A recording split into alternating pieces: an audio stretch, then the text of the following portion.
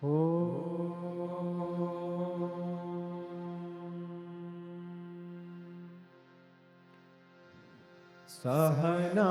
bhavatu Sahano bhunaktu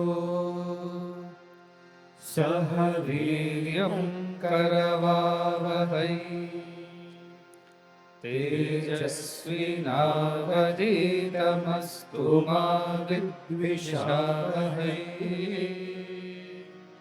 Om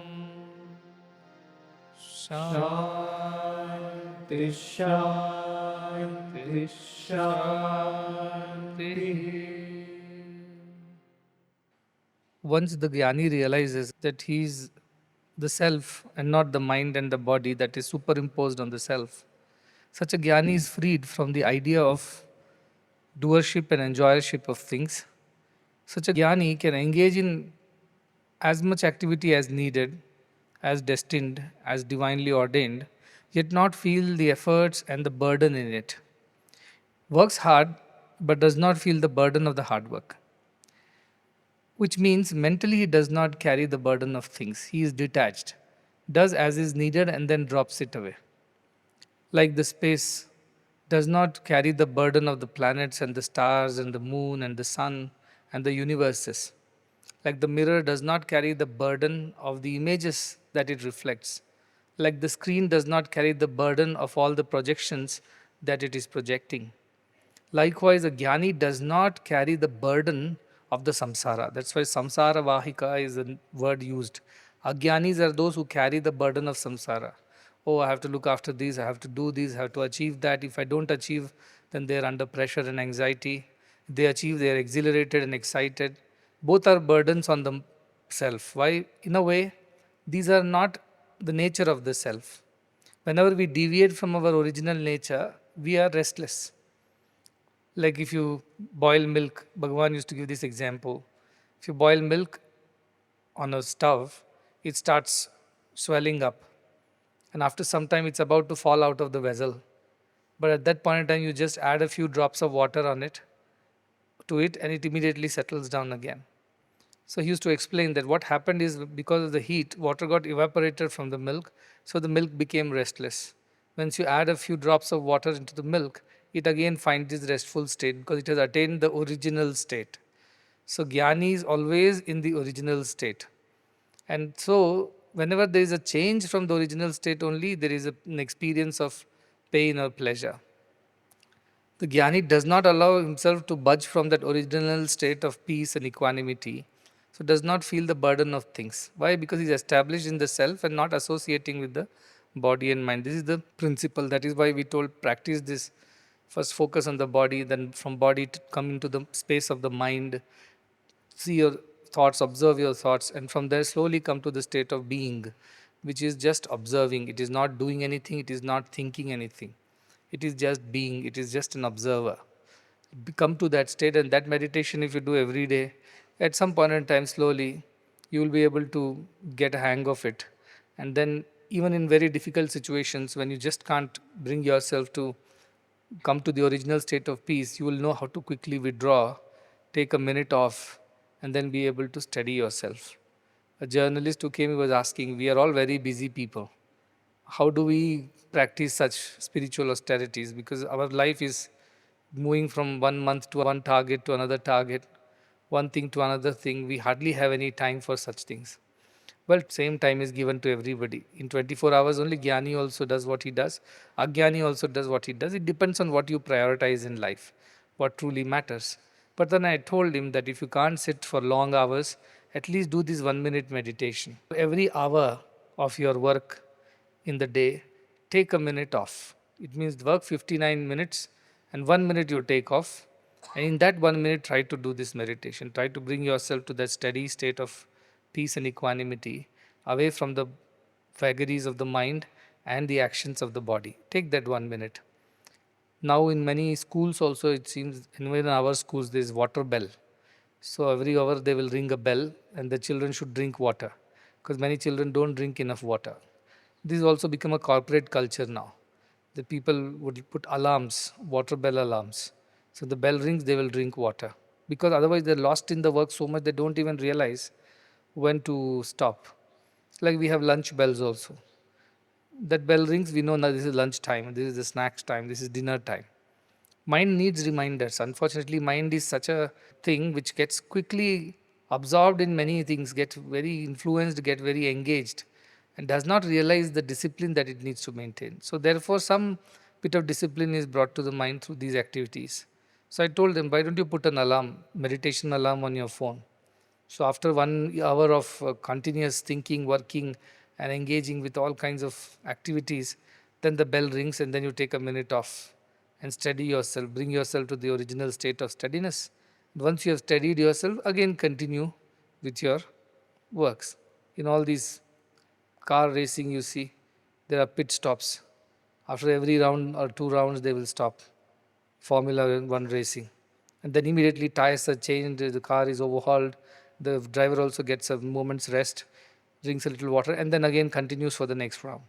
So we all need this little pause, both in body and mind, every now and then, in order to steady ourselves, stabilize ourselves, come to that state of peace and equanimity, and then continue what we are doing. Once somebody becomes a perfect master of his body and mind, he may not need as many pit stops as a newcomer. He may not need as many meditation bells as a newcomer.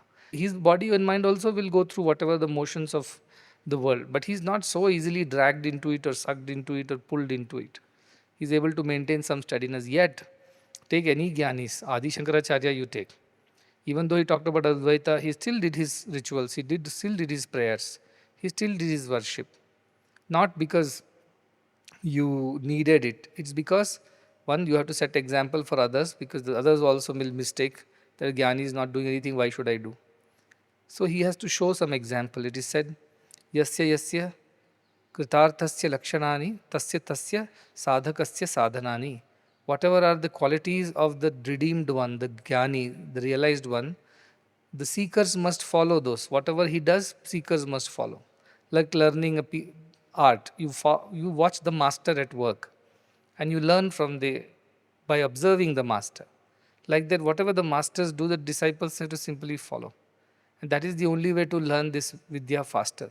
So in the company of Jnani, it is faster because you can practically see how does he do, what he does, what is his attitude, how he maintains steadiness or equanimity, how much he engages, how much he withdraws. You observe the master, you will be able to assess your progress very quickly and understand. That's why follow the master, face the devil, fight till the end and finish the game. Bhagavan used to say that. Follow the master. It means what master is doing, observe that and try to imitate that, because once we pretend, we tend and we end. That also Bhagavan used to say. Pretend like what your master does, you try to pretend to do like him. Slowly you will tend to do like him and at the end you will be like him. So that is the idea, that Jnanis are required in the world because the way they conduct themselves, other people get inspired and follow them. And they also know what are the pit stops and pitfalls also on this path. So you also can observe their lives and learn. That way you compare and see whether you are able to come back to the original state very quickly or not. So that is the measure of your spiritual growth. So such a Jnani who does not enjoy or does not do anything is not affected by the sins and merits of things.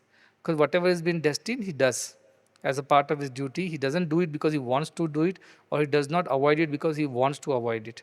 There is nothing like wanting to or not wanting to. He just goes with the flow. As it is destined, he continues to do his part and does not really complain about anything, because he accepts both situations with steadiness and equanimity. Therefore, punya papa do not affect him like the smoke does not affect the space. It appears that the snake has been dirtied by the smoke from the fire, but actually the space has not become dirty. Likewise, the Jnani's self has never become dirty, even though activities of the world happen by him, through him, around him, he remains unaffected.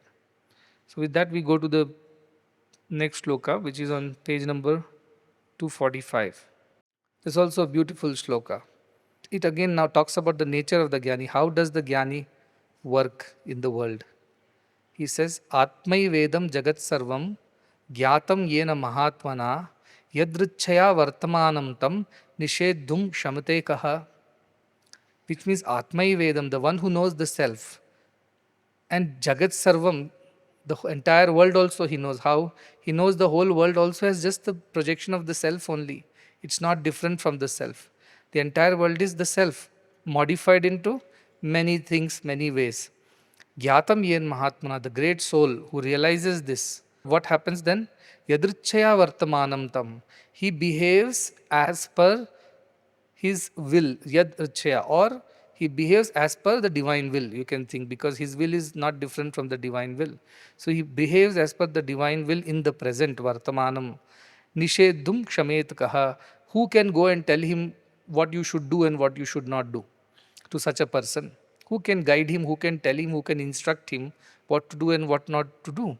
So such a person is free beyond the controls and binds of all other people, all instructions, all injunctions, all rules and regulations, because he is simply following his will, which is nothing but the divine will, because he has no mind, no ego of his own. So his life is simply the expression of the divine will. Why you are born? We are born to express divine through us. All we have to do is not obstruct the flow of divine because of our limited understanding of things, our ego or attachments. That is the idea. The Jnani sees everything as the self. The world also is self. Though in our Advaita we use this shloka quite often, it is misunderstood also terribly. When it says Brahma Satyam Jagan Mithya Jivo Brahmaiva Naparaha. It says that Brahman or the self alone is real and Jagat, the world is unreal, it is said. But the Jivatma, the individual consciousness, is the same as Paramatma, the divine consciousness. Like the bulb has some electricity of its own for this moment, but it is a part of the whole of the electricity that is flowing through all the wires and the circuits. So bulb does not really own that part of electricity for itself. It is just a flow of electrons, and what electrons are there in one bulb now would move on to the next one and to the next one. So nobody owns anything here, it moves. Can we say we own some air because we breathe in? No, the next moment we have to breathe out. If we keep breathing and not breathing out, then we will die. So the whole air has to keep moving. It never stays with anybody. It doesn't belong to anyone. Everybody uses it, but it does not belong to anyone. Like that, Jivatma appears to be different. We all appear as different consciousness. But at the end of it, we are the part of the same consciousness. We are not different from others. He knows this. He sees that presence of consciousness even in the inanimate things.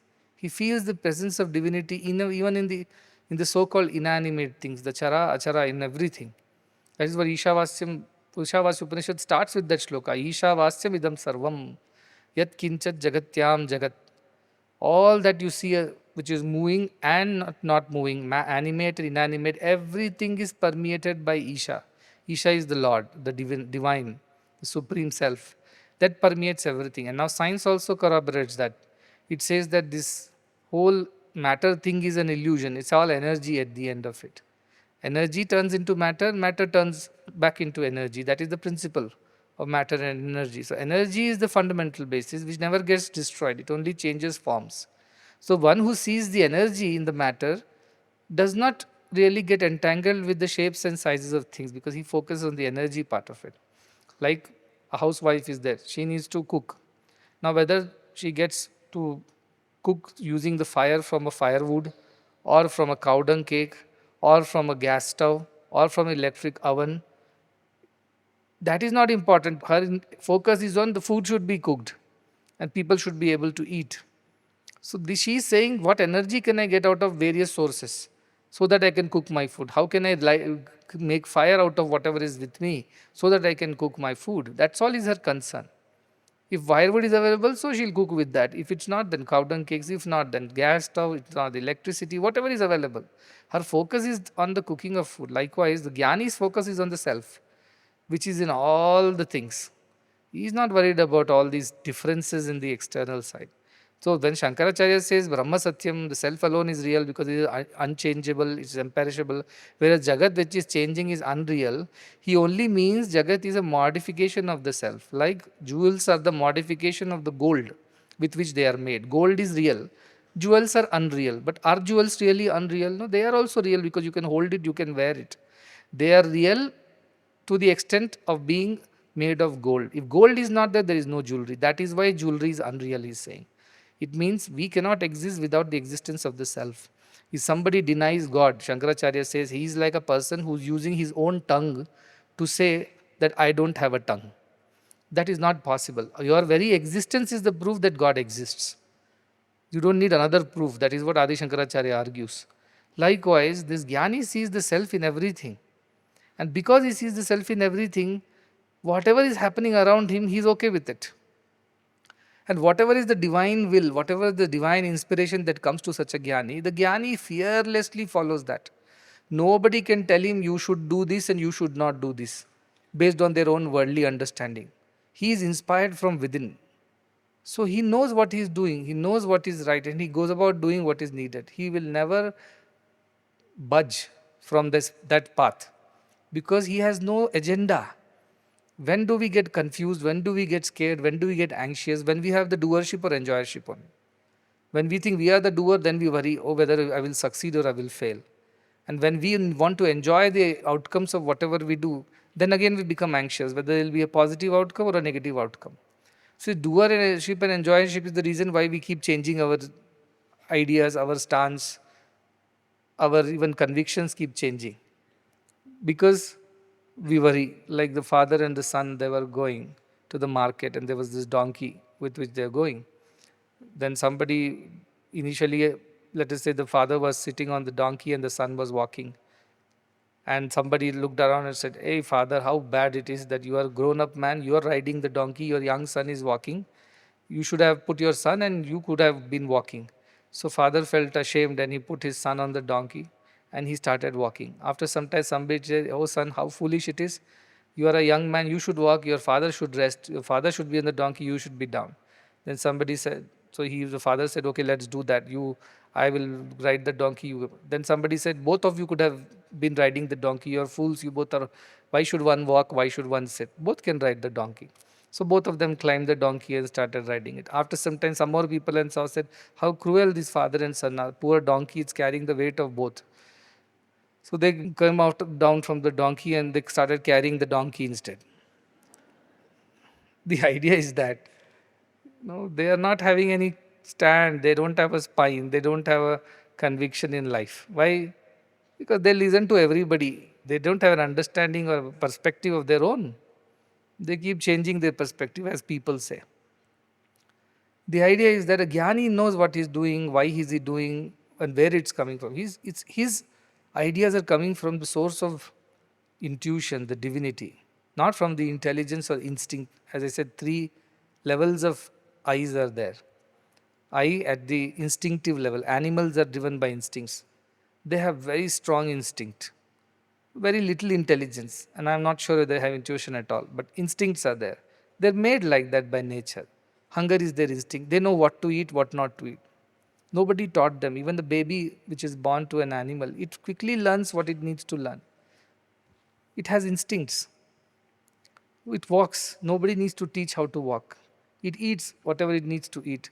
It drinks the milk or whatever is needed to be done. It does its own thing. It quickly learns. It hardly takes any time. Similarly, they have a season, they mate at that time, they bring progeny, offsprings, and then when seasons are over, they part and they continue their life. So they are driven by instinct. That's why Adi Shankara says, Ahara Nidra Bhayamaitunam cha samanyam etat pashubir naranam. This commonality between animals and humans is these four things. Ahara, food, which is hunger, instinct of hunger. Nidra, sleep, which is again instinct for resting. Bhaya, fear, instinct for survival. And Maituna, reproduction, instinct for procreation. These are common between humans and animals. There is nothing special if some human being is just doing this. Yeah, you can say I'm eating five-star cuisine made by some star chef and in a sophisticated dining room, but you are still running behind the basic instinct of food only. Nidra, resting. You might sleep in palaces, in comfortable beds, and you may have air conditioned rooms, but they are basically fulfilling the basic instinct of sleep. Similarly, fear of the future or fear of survival, bhaya. We all have that instinct. Why are we storing up so much of money endlessly, recklessly, thoughtlessly, mindlessly? Why? Because we all are scared. Tomorrow, what happens? We don't know. We need to have money to survive. We need to have people around us to survive. We need to make ourselves into castes and communities to survive just in case we are attacked by somebody else. So, all these divides start. out of fear only, fear of survival. That is bhaya. So you may do it very sophisticatedly as the prime minister or president of a country who has a huge army, or a king who has a huge battalion, but you are basically catering to the lower instinct of fear of survival, which animals also have. They also have nails and teeth and whatever skills with which they protect themselves and kill their enemies. So the same thing. This is no difference. And Maithuna, to be desirous of seeing your own offsprings and progeny, that's a desire. That's there in animal also. That's there in humans also. Your children may be born in some five-star birthing suites in some Bangalore-like places, and their children may be born under a tree. But at the end of it, it is the same thing. You are fulfilling the same lower instinct of Maithuna. So there is no big difference, Adi Shankara says. What makes a difference to you? He says, Dharmo hi tesham adhiko vishesha. That sense of purpose is the differentiating factor between humans and animals. The animals will just live by these instincts. And they don't care whether there is any higher purpose to their lives and they have to achieve anything greater than all this fulfillment of basic desires. When a lion kills a pregnant deer to feed its babies, it's not incurring any sin. As onlooker may think, oh, poor deer, how bad it is. But what will lion eat if he starts forgiving all the deer? So also, somebody else, kills somebody else. A frog eats, what you call, a snake eats a frog. A pregnant snake eats a pregnant frog. Now, who is the sinner, who is the saint? A pregnant frog eats a pregnant insect. Who is the sinner, who is the saint? Well, they go by instinct, so they are forgiven. They are forgiven because they are not going by any. So instinct-wise, animals are forgiven, but instinct-wise, humans are not forgiven.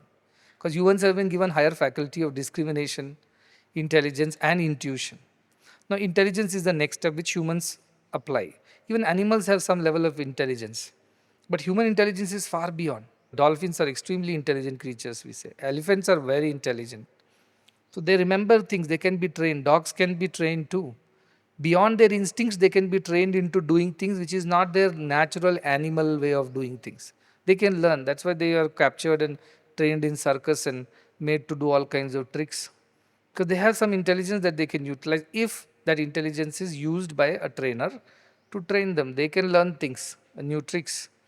Likewise, animals have intelligence, but humans also have intelligence. Humans have far developed intelligence than animals. And they can learn such amazing things: music, art, philosophy, science, technology. Name it. How humans have changed the entire world in the last few millennia, from hunting, gathering to today living such sophisticated lives. Now artificial intelligence, and next what I do not know, they want to put a chip inside the brains of people and download the data and transfer it to another body. Something and all they are trying. And you never know. All this may happen because what we thought would not happen. I am told that I think it is the British College of Scientists or something, a Royal College, which decided in 1930s that all the inventions that are possible in the world have already happened. They declared that there is no more discoveries and inventions which are possible. We have discovered and invented everything that humanly is possible. Imagine, this is 1930s. Since then, where we have reached. They didn't even have an idea of what they were talking at that point in time. Likewise, it is. We are continuously evolving because of our intelligence. So many things we are doing on the outside. It is given to human beings. They are the most intelligent. They are the epitome of the creation, the crest jewel of creation. That's why everybody craves for a human birth. But then, is that the whole potential of humans? No, they have one more level of supreme intuition, which is nothing but the spark of the divine. When they are absolutely selfless, when they have no agenda, no ulterior motive, then this intuition starts working. When they have any idea of doership and enjoyership, they are restricted till the level of intelligence only. They can be superbly intelligent at best. Some are less intelligent, some are more intelligent, but they'll still be operating from the realm of intelligence only, because they have ego, they have selfishness, they have doership and enjoyership. A jnani who goes beyond selfishness, does work selflessly, does not believe that he is the doer, he thinks divine is the doer, and does not claim the fruits of all the actions. He believes that is also what it needs to come as per the action. Naturally, if you sow a seed, lemon tree, lemons will come. You sow an apple tree, yes, apple will come. So he knows apple is a natural output of sowing an apple seed. Likewise, whatever I do, I will experience as per the part of the law of action and reaction. I do not have to worry about it. I do not have to overtly think about it. So Jnani just does things as it comes to him. But he operates from a higher seat of intuition, not even by intelligence, not even by instinct. That's why I tell all our people, see, if you have already reached that state of intuition, I have no problem. No two people can think differently. Everybody will think alike. Suppose there is a committee, they all need to come together and decide on a certain matter. If there are 10 people in the committee and all of them are operating from intuition, they all will get the same answer. They cannot be 3 people getting one answer, 5 people getting another answer. Then you say we will go with majority, but majority may be wrong. 100 Kauravas were wrong, 5 Pandavas were right. That is why I say to do anything in life, you must be a Jnani, especially when you're running organizations, you have to operate from the seat of intuition. Intelligence should follow intuition. Intuition tells you this is need to be done. Intelligence will find out how it needs to be done. What needs to be done will be told by the intuition. How it needs to be done, intelligence will do. And the instincts, whatever you have, means the skills that you have developed, natural skills, that will come in the way. It will get done. So the original idea comes from the intuition. That's why I say if you cannot operate from the seat of intuition, what you can do before starting to make a decision, you come together and pray. Pray that let my mind not interfere with the divine. Let my ego and attachment not come in the way of the divine will. Let me become an empty instrument of God. And let God flow through me. Let God's will flow through me. Let me express God through me. At least by surrendering your ego before making a decision, you are still safe. Why? Because God will perhaps have mercy on you and pleased by your sincerity of surrender, might take over and do what is needed through you. So you may still do the right things. You may not do the wrong things. But the moment ego and attachment comes in, you definitely are contaminating that divine flow. You're obstructing it or even polluting it.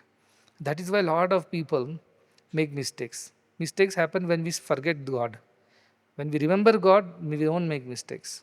Because God then protects us from our ego, our intelligence. We don't need protection from outside enemies. We need protection from our own internal enemy. The biggest enemy is our own ego, is individuality. That's why all the sadhana is to dissolve your ego only. Aham nashaha. To destroy your ego is the entire sadhana all about. To dissolve your ego is the entire sadhana. If that does not happen and you have mugged up a lot of scriptures and you can give bombastic lectures and impress a large audience, no use if you're operating from your ego. You have to operate from intuition, which has no ego. Intelligence has ego, instinct has ego. Intuition has no ego. In fact, when things happen through intuition and they happen, both won't happen at that point in time to you. One, you will not get excited if things are succeeding. You will not get depressed if the things don't turn out to be the way they should be. Because you will simply credit everything to the divine. If things turn out, outcomes are positive, it's divine grace. If outcomes are not so positive, even it's divine will. You won't take the blame or praise both onto yourself. Therefore, you won't experience merits and sins. That is the idea. You just do the divine will. Do divine, be divine is what I say. So that is how you can be. I always say you are born a man, but you can die a god. That's possible for us. Animals don't have that opportunity. They're born an animal and they'll die an animal. But we are born a man and we can die a god. Why? Because we have merged our will with the divine will. We have surrendered it to the divine. So many people ask, is there a divine will, a free will at all? And I tell them, yes, divine has given us the free will to operate as we want. He gave us a mind and intelligence to do things as we can. But when we surrender it back to the divine, that divine takes over. Like a father gives some pocket money to the son on his birthday. Says, go, this is your birthday gift, go buy whatever you want in the market. The son goes around and figures it out that he is not capable of making decisions of what is the price of which good. He is not experienced. And people may cheat him. So he comes back to the father, gives the money back to the father and says, Father, I think you know best what is good for me and when to buy, where to buy. So I give it back to you, all the money. Please, you only buy for me. See, the money was father's in the first place. It was only in the son's hand for a moment. But son could have squandered it away doing whatever he wanted as per his ego. But if the son surrenders his ego, goes and gives back the money to the father and says, you do what is right, he has saved himself from making a lot of mistakes. and also the ego of doing so-called successful things. Both has been saved. He won't enjoy the success that will come out of his decision making. At the same time, he will also not suffer the failures that may come out of his decision making. Now, we want the success part of it, we don't want the failure part of it. That is not allowed. Either surrender both or surrender none. So, when you surrender both to the divine will take over and exactly guide you what to do, what not to do. When I was in Assisi, I was talking to a sister.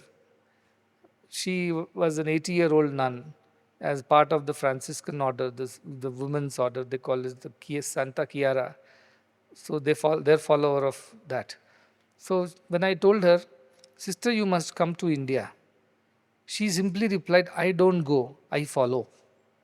One sentence. I don't go, I follow. If Jesus demands, if Jesus decides, if Jesus guides, I follow. I don't decide to go here or not go there. That's not what I do. I simply follow the divine decree. That sense of surrender should be there. Not like, oh, thank you for inviting, I'm coming. Not like that. I follow. If that is how divinely I'll get inspired to do, I will do it. God does not like pretensions, does not like dishonesty, does not like untruth. You rather be a thief and go and tell God I am a thief than being a thief and telling God I am a saint. Be yourself, be true. Somebody asked me the other day, I told just be yourself. Whoever you are, as you are, if you're honest to me, you will still be dear to me. You will still be somebody who would be close. But if you act like somebody else, then you'll never win God's grace. You can't fool God, right? You can't fool God. He's in you. He's you. You can't fool yourself. Can't lie to yourself. So that is what it is. This Jnani lives a free life because he's not under any pressure. Nobody can tell him this is right, this is not right, this is what you should not do. Why? Because he's inspired by the divinity within. We'll go to the next sloka, then page number 250. It says, A Brahma Stamba Paryante Bhutagrame Chaturvidhe Vignasyaiva hi Samarthyam Icchan Vivarjane Ichha Anichha Vivarjane. What it means is that A Brahma Stamba Paryante, from the Brahma, which Brahma? Not the Brahman, the Supreme Consciousness, the Brahma, the Creator, Prajapati. From him to Stamba Paryante, till the blade of grass, Bhutagrame, which is nothing but the collection of all the beings, this whole world, of four kinds. What are the four kinds of beings? Garbhaja, those who are born of wombs. Svetja, those who are born of moisture, like the bacteria and other microorganisms. Udbija, those who are born from the earth, like the plants and vegetation. And Andaja, those who are born from the eggs. There are only four types of births in the universe. One, born from the womb. Two, born from the egg. Three, born from the air, the atmosphere, like bacteria. And fourth, born from the earth, that is vegetations. So from humans to birds and reptiles to microorganisms which just multiply themselves, divide themselves, and to the plants and vegetation. All these is a collection called Bhutagrama, a village of all the creatures. He sees all that as Vignasyaiva hi Samarthyam.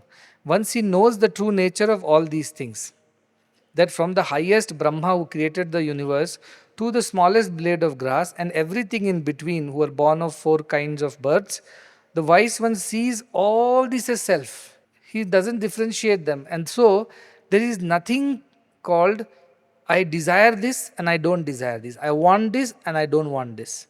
Everything is the same to this Jnani. We think, oh, he's a lower caste human, let him not come close to me, this and that. We develop that kind of aversion towards certain things and attraction towards the others. And all the time we are swinging between attraction and aversions. We want this, we don't want this. This is what called as raga, dvesha. Raga means attachment to things which are favorable, and dvesha means hatred towards things that are not favorable to you. In this we keep swinging all our life. Why? Because we see them as different from each other. We see them as born of different wombs, born in different castes, born in different statuses, born in different whatever strengths and powers, intelligence and abilities. So we differentiate between them, and then we like some and we don't like some others. That is the nature of an ignorant person. But for the Jnani, they are all born of the self. Yes, through the parents. What Khalil Gibran says, you are born through your parents, not born to your parents. Through your parents, that's all, not to your parents. So don't get too attached that this is my child, I gave birth, so it should be this way only. No, they have their own jiva, they have their own consciousness, they have brought their own samskaras, and as they grow, they will behave like that. You can't control them. So parents are only facilitators, instruments of the divine. And he compares like a bow and arrow. Bow and the arrow. So the arrow is shot from the bow. Like that, the children are born from the parents, but the one who wields the bow and arrow is God. Bow is the parents, arrow is the child, and the one who wields it is the divine. This is how Khalil Gibran compares parenting. So they are born through you, not to you. Their life's longing for itself, he says. Life is making itself happen through you. God is making that happen through you. Though you are not the reason for it to happen, you are only an instrument. So to that extent only you can be attached or not attached. To that extent only we are Brahmin or Kshatriyas or Shudras or Vaishyas or Christians or Hindus or Muslims or Buddhists. To that extent we are Americans or Indians or Australians or Japanese. To that extent we are rich or poor or middle class or lower or upper middle class. To that extent we are intelligent and dumb and powerful and weak. These are all differences on the outside. The deep inside, we are made of the same self. We are the modifications of the self. He sees in all the differences that are existing, he sees that unity, the oneness. And therefore, he does not have liking for some people and dislike for the others. That aversion or attraction, like dualities, don't exist in such a person. You can accept everybody as his own. There's a story. At some point in time, Adi Shankaracharya was going, and he was quite particular because he was raised like that in a Brahmin Kula. So he was very particular. They were very, very orthodox people. They don't want anybody else to come near them also. In Kashi, Varanasi, in the steps of Varanasi Ghat, and then Ashudra, Chandala, they call it. Chandalas were those who were cremating bodies. Even today, there is a ghat is there. Ghat means that platform by the river Ganges next to the Shiva temple in Kashi. Manikarnika Ghat, it is said. Very old place, since Kashi is the oldest city on earth, by the way, those who do not know. And in that place, the cremations are continuously done. People go to Kashi only to die and be cremated there. There are lodges in Kashi where people who want to die, they go and take rooms. And they don't go back home. They just stay there as long as they are living. And one day they die, the lodge will take care of all the cremation and rituals. The idea is that if you die in Kashi, you will go to heaven. That kind of a thought or liberation will happen to you. So that ghat is there. So that where the Chandala was working. These people were used to carrying dead bodies, burning them, cremating them. That is their job. So they're considered people of lower, status in the society because they do all these kind of almost like a scavenging job. So Adi Shankara was walking, and this Chandala was coming from the opposite side. Now, when you are the greater one, the other has to give way, right? You have the right of way. You think like that because you are superior. That Chandala did not budge from the way. It means Adi Shankara will have to take a detour. But Adi Shankara being a Brahmin, how can he take a detour in front of a Chandala who is lower? So his disciples did not budge. Adi Shankara did not budge. Then the disciples told the Chandala, hey Chandala, Apashaha means move away because Adi Shankara is coming. The disciples were insisting on that Chandala to move away. But this man said, whom are you asking to move away? You're asking this, you think I am Chandala? But Chandala is only the body. And if you're asking body to move away, I am not the body. Body is not the self, body is not real. And if you're asking myself to move away, myself is everywhere. Where shall it move to? So this argument he puts in front of Adi Shankara and disciples. They are dumbfounded. How can a Chandala speak such words? Because they don't have access to such knowledge, first of all. He knows that he is the self, he knows he is not the body, and body is Chandala because he is born in that kula. And you are telling the body to move, which is immaterial because that is not real. And the self which is real is not a Chandala. So what is your problem, basically, he is saying. And then Adi Shankara and his disciples are humbled by this experience. And it seems that Chandala was Shiva himself who revealed himself in that way and taught this lesson that, Advaita has to be practiced in letter and spirit. Tomorrow you see a Chandala, suddenly you become Dvaita. Then you go to a temple, again Advaita. That is not the way it should be. Everybody is equal. Are you able to think and believe and behave like that is the question. A lot of things we say, but we don't do it. That is the gap between the saying and doing is the issue in the world. That is hypocrisy. A lot of hypocrites are there. They will go and tell to Lord in the temple, you are everywhere. Because of you, the whole world runs. In the last smallest blade of grass to the Brahma, it is you alone. And then they come out and anybody touches them, anybody comes in there, anybody says a thing, that's it. All the calm and no, I'm not saying you should go and dirty yourself. No, I'm not saying somebody is infected, sick, don't have to go and hug him. Nobody's saying. But inside, deep inside, you can't harbor hatred, isn't it? That's why I'm a big fan of Saint Francis of Assisi, because when he said Jesus, saw Jesus in the lepers. He went and served them. And obviously, he also died a sick death, but then he didn't care. But I'm not saying go kiss a leper, go hug a leper. I'm not saying that. If you're a doctor, yes, you'll have to treat the leper. That's what you should do. Otherwise, leprosy can be contagious. But it doesn't mean that you hate them. In deep inside your heart, you should not carry anything like that. You should not carry the idea of differences. Physically, what needs to be done naturally, see, I am a teacher, I will sit up. You are a student, you will sit down. But it doesn't mean that I am treating you as any inferior. In the self, we are the same. But in students-teacher relationship, we have to behave. So for behavior's sake, we should behave as we needed. But deep inside, we should not cause any enmity or harbor any hatred or differences for anybody. We should accept all as equal.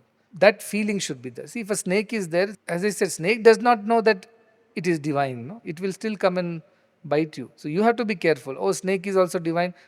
Let him come inside the home. We don't do that. At the same time, we don't hate the snake. Snake is snake. Its nature is to bite if it comes across some danger. It is poisonous, it is venomous. That is its nature. You avoid it, no? Because you know, you are aware. At the same time, you don't hate the snake. So that is the idea. You don't hate anybody, but doesn't mean you overtly go and start embracing and hugging and no, that is not necessary. Overtly, you don't have to do anything. But deep inside your heart, you should not carry any differences of negativity, hatred. There is a story in our Upanishad of a boy who wanted to go and learn from the teacher. This Satyakama, the boy, did not know his father's name. So when he went to the Gurukulam, education was free, anybody could approach a Guru. He told the Guru, please teach me, I also want to be a disciple. The Guru said, of course we will enroll you. What is your father's name? What is your Gotra? He said, I don't know, I'll come back, I'll ask my mother and come back. So he goes to his mother and tells mother, my Guru is asking for admission. What is my father's name? And the mother, whose name was Jabala, she said, I don't know who is your father. I have worked in so many homes. I don't know who is your father, whom you are born to. But all I know is that you are my son and you have my name. But that's not how it works in the patriarchal system of society. You must tell your Gotra, which is your father's lineage. Otherwise, Guru won't admit you because he wants to assess you are eligible as a Brahmin or whatever category you are. But this boy had no answers. But he went straight to the Guru and told, Aham Satyakamo Jabalasya Putraha. That's all is my introduction. I am Satyakama, Jabala's son. I don't know my father's name, I don't know my lineage, I don't know my Gotra. Guru says, yes, definitely you do not have the name of your father or Gotra, but you have truth on your side. You did not hide your identity. You did not lie to me for the sake of getting an admission. You came and told the truth as it is. This is the quality of the highest born Brahmin. Brahmin is supposed to be highest born caste as per this scriptural thing. So you are definitely born in a highest status of society because you are capable of telling a truth even in the face of such a difficult situation. That's the quality of only people who are pure. So you deserve education, but the social structure is such that I cannot admit you. But I will see to that you get to learn what you got to learn. So he tells him, you go, he gives him few cows and goes to the forest, go to the forest and look after these cows. And when they become 1,000 cows, then you come to me. It means that many years you stay away right now, but when the time is right, I will teach you. So he takes those two cows with him, cow and a male cow and a female cow, and takes them to the forest, grazes them as a part of his seva. And after several years, when they have multiplied and become 1,000 cattle, that is the time the Guru comes searching for Satyakama. But by the time he has already learnt all the truth from the nature around, from the cows themselves. That is the story of the Upanishad. So the idea is that No differentiation for a jnani. This is lesser, this is greater, this is purer, that is impure. Once Vivekananda goes to the court of a king, and there this damsel or dancers are there, these Devadasis were called. So this girl was dancing in the court of the king, where the Swami Vivekananda was also invited. So when he saw that this girl who comes from that kind of a background with a compromised character is dancing and entertaining, he gets up in hatred, anger, saying that this is an insult to a sannyasi, to a pure being like me, that I am made to breathe the same air as this lady. And he starts walking away.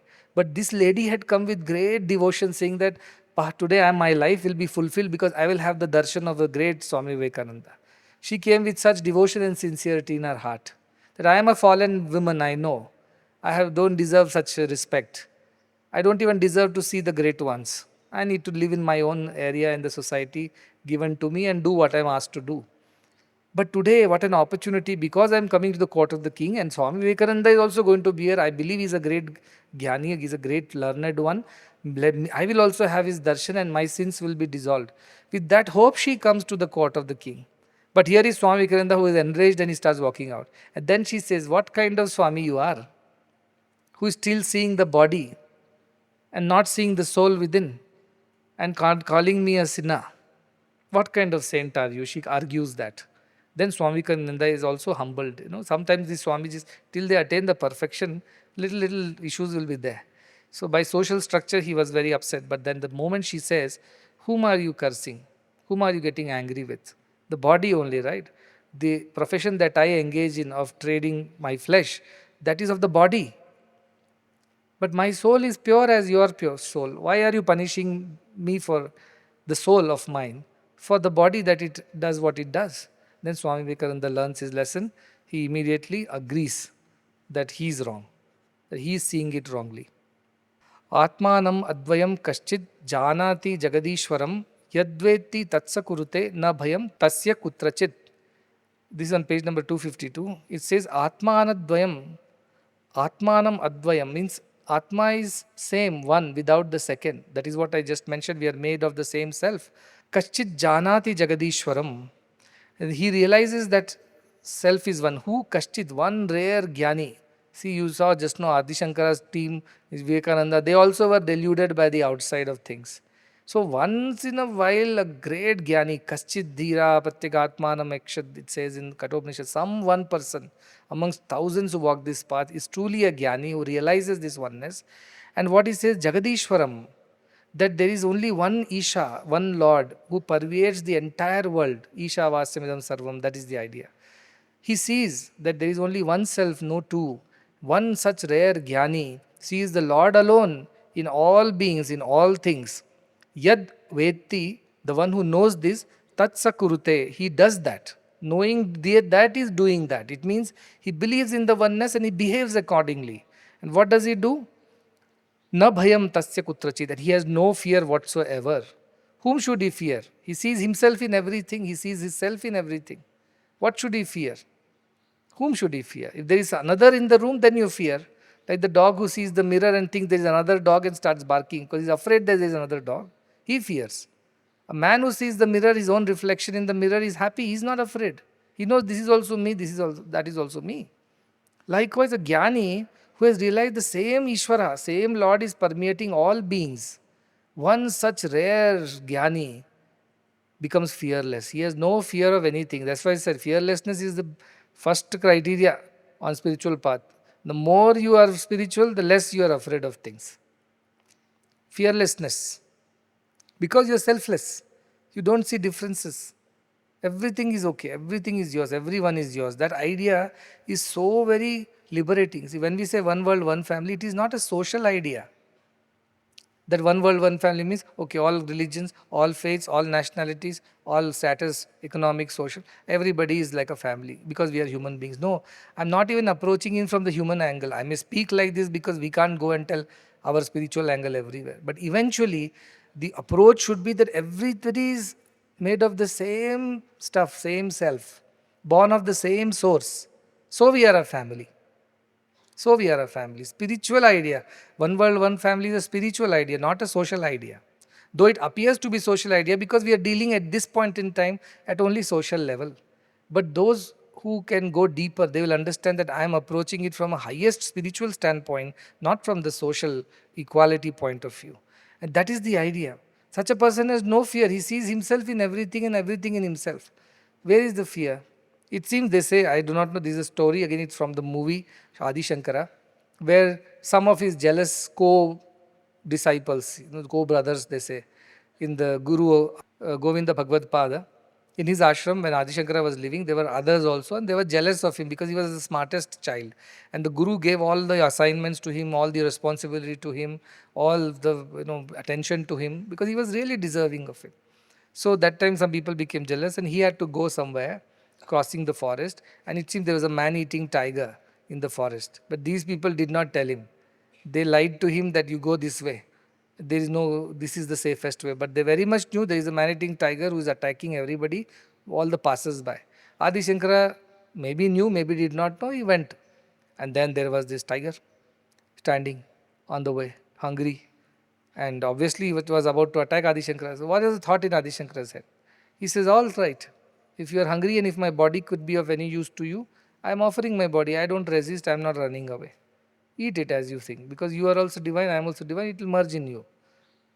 So he allowed himself. But it so happens that somebody comes at that time and the tiger is chased away or whatever happens and Adi Shankara is saved. But it's not what happened afterwards, it's what happened during that moment. During the moment he stood in front of the tiger saying, if you are hungry and this body can feed you, I am okay to offer it to you. The idea is that the fear is not there in these people. The element of fear disappears because you fear only when there is another. If you only are in the room, how can you fear yourself? If there is only one in the place, how can you fear? There is two, then there is a difference. And then you can be afraid whether it's a good man or a bad man, whether it will be helpful or harmful. Then you fear or accordingly you do things. So that is the idea. All the life, is going, our life is all going in just self-preservation, self-protection, self-promotion. That's all. Yoga Kshema. That's why Kathopanishad says, when we think we are just this limited self with the body and the mind and we have a life, an existence, an individuality that needs to be preserved, protected, provided for, then what we do, whole life goes in this Raga Dvesha only. Yoga Kshema only. That first yoga means get things, Kshema means protect and preserve those. Earn and then grow the wealth. Amass and then protect all that you have amassed. In this only whole life goes away. That's why he says, Shreyascha Preyascha Manushya Metat Tau Samparitya Vivitira Shreyo Bhi Dhiro Bhi Preyaso Vinyate. Preyo Mando Hi Yoga Kshamad Vinite. It says. The intelligent one choose the right over the pleasant. Why? Because that is what is this for highest good. Pleasant is chosen by the fools who are only interested in self-preservation and self-promotion. Yoga Kshema. They are not interested in higher things. That's why Krishna says, Sarvadharman Paridyajya Mamekam Sharanam Vravaja. Leave all these idea of doing, not doing. Come to me. I will rescue you. No papa, punya, nothing will happen. To come to me means surrender to that divine. That's what. When Krishna says come to me, it doesn't mean Krishna is. Some of these Krishna devotees, oh, Krishna is the God, they say. Krishna is God. Whereas we are saying God is Sri Krishna. Some Sai Baba devotees, Sai Baba is God. Whereas I take God is Sai Baba. God was, is and will be. Comes in many ways. Likewise, this Krishna says that I will take care. Also he assures you, right? Ananya Shintayanto Mam Yejana Paripasate. Tesham Nityabhiyuktanam Yogakshema Vahamyaham.